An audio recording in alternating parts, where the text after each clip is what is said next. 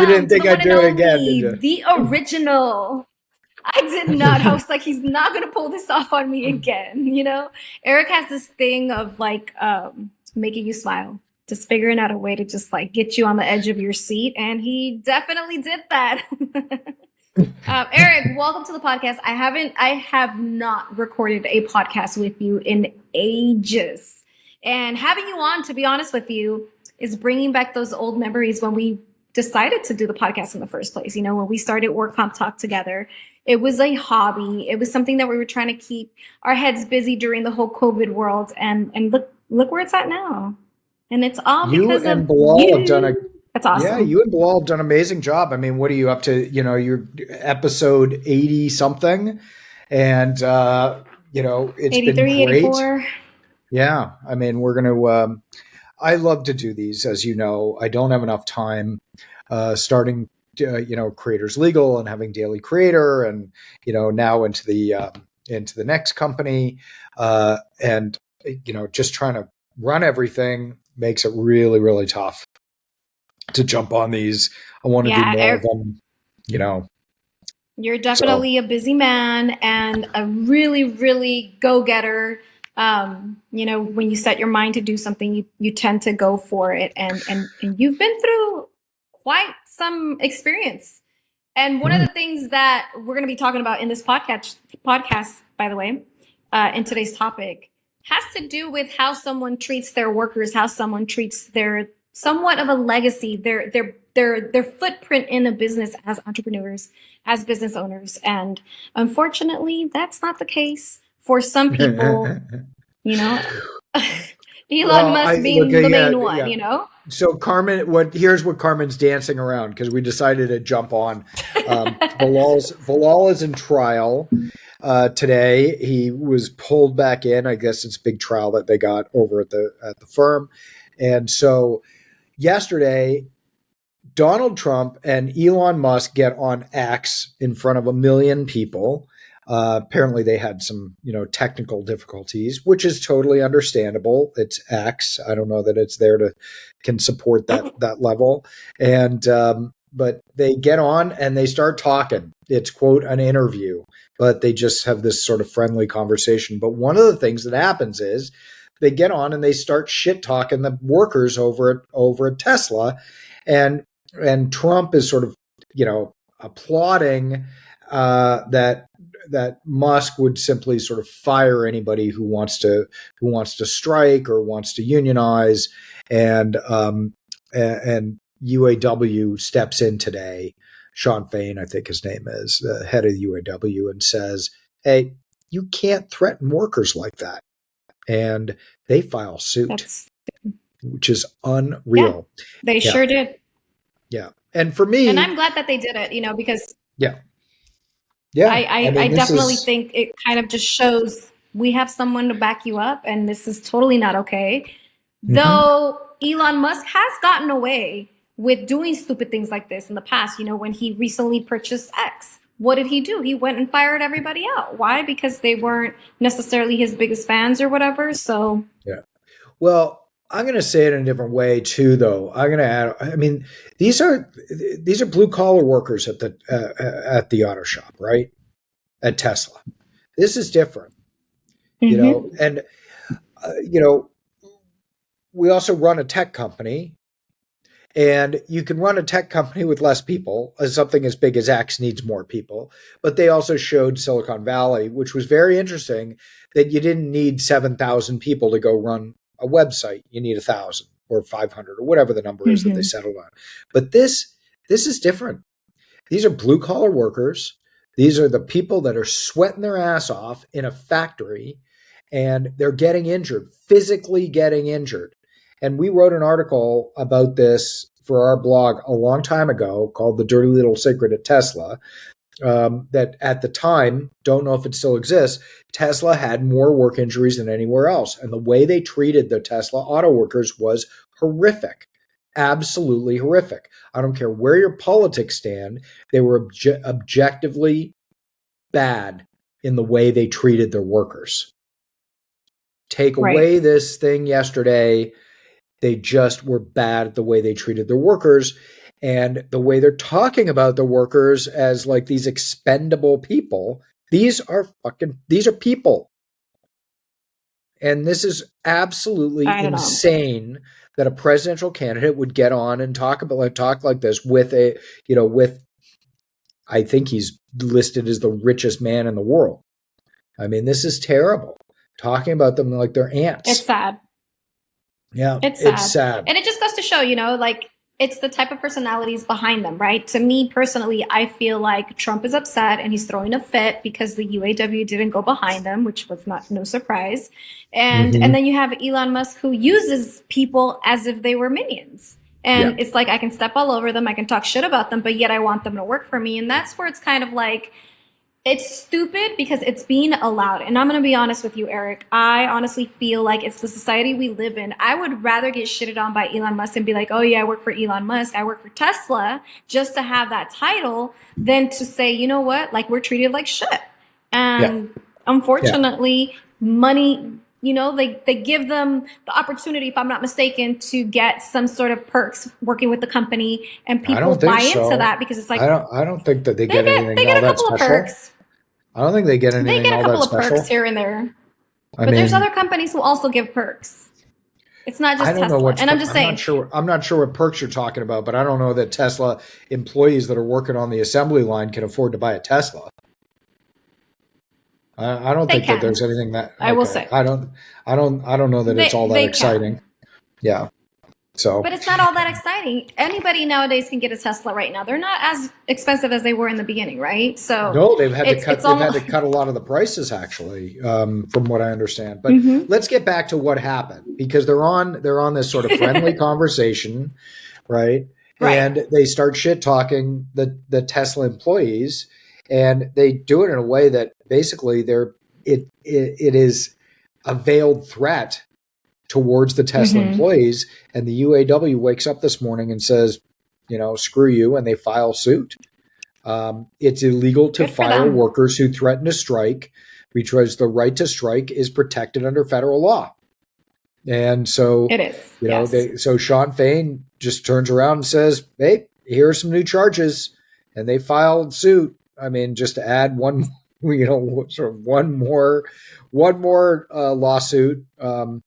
And, it's, this isn't the first time. I mean, the NLRB, the National Labor Relations Board, has, found Tesla violated NLRB rules over and over again. Last time was in 2001 when they fired a union activist. They're, very, very anti-union. And, union is, to me, has always been a strong part of the fabric of the United States, right? It doesn't always, they're not always right, just like anything else. The Dems are not always right. The Republicans are not always right. It's a movable feast. The unions are not always right, but they have rights, and that's important. How does this affect workers' comp stuff? We're a workers' rights firm. That's what workers' comp is. We've got a lot of cases against Tesla. We always have had a lot of cases against Tesla. Well, not always, ever since we sort of wrote that article and sort of discovered what was going on.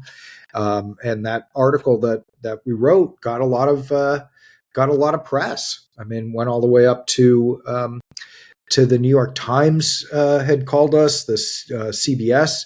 PBS's radio side. I can't remember what the radio show is called. We were interviewed, but pretty interesting stuff. I find this really interesting in that these are two guys who sort of can't control what they say. It's a little bit like me, but can't control what they say, and they constantly get themselves into trouble, right? But they're used to this trouble. And I feel like they know what they're doing, and that's exactly what it is. They honestly don't care because they can get away with whatever they want, Well, if you're being realistic. Yep, they can get away with it, and they can basically do whatever they want, kind of say whatever they want, and they, have these people that just sort of follow them and love them, and it's, but they should realize that what they actually do. I'm talking about Musk more than anything, what they actually do in real life with their workers, right, I'm a big person that in caring about our employees. I wrote the book on it, right, for law firms. That matters. There's a huge difference. Yeah. Yeah, Okay, that matters definitely. to me. There's people out there that create businesses, that create job opportunities and support the workers. They want to see them thrive. If the company thrives, they thrive. And I feel like that's obviously not the case for Tesla as a company, and I'm very excited that the UAW's president came up and stepped up to the plate and said, hey, you don't get to shit talk to my union workers. Like that's not how we treat them. And we don't roll like that. Like they don't. Yeah. And I'm happy they also mentioned that, they're just letting it be known out there. There's people who are for unions and there's people who want to get rid of unions. And, there's always going to be two sides. But I think this one really did cross the line. Like, you don't get to do that. Imagine you waking up today in the morning and saying, wow, my boss says if I strike, I'm essentially going to be entitled to being fired so what does that do? It makes workers kind of like go into this cocoon where they're afraid to even speak up and say anything, because if he's willing to fire you because they're going to go on a strike, what else is he going to do? Yeah. Well, that's it. I mean, this is about fear. And, for the last 75 years or more in this country, we've thrived as a country. The more we take fear out of the workplace. And that's what so much of it has been. Right. And that's a really tough place to be. And especially in today's modern capitalism, where it is all about the stock price and all about the bottom line, we see it less and less about caring for people. It used to be, you could go to a job and, you work there for 20 years and, they gave you a good pension and you could retire nicely and you had sort of one job, and the world has changed in that way, right? Like, there's very few places where somebody can be a waiter and it's a career job now, right? We don't have that type of stuff anymore. And that's tough. So the more fear that is instilled, the worse it is. We represent a lot of Amazon workers. I look at it and say Amazon is the richest company there is. They should be paying their workers a lot more. If they paid their workers what they could afford to, which I've heard various numbers, paying them a lot more, $50,000 each more a year, you'd have a lot less, they'd be able to change the fabric of our society, change the fabric of our country, the number of people that work for them. 100%. Right?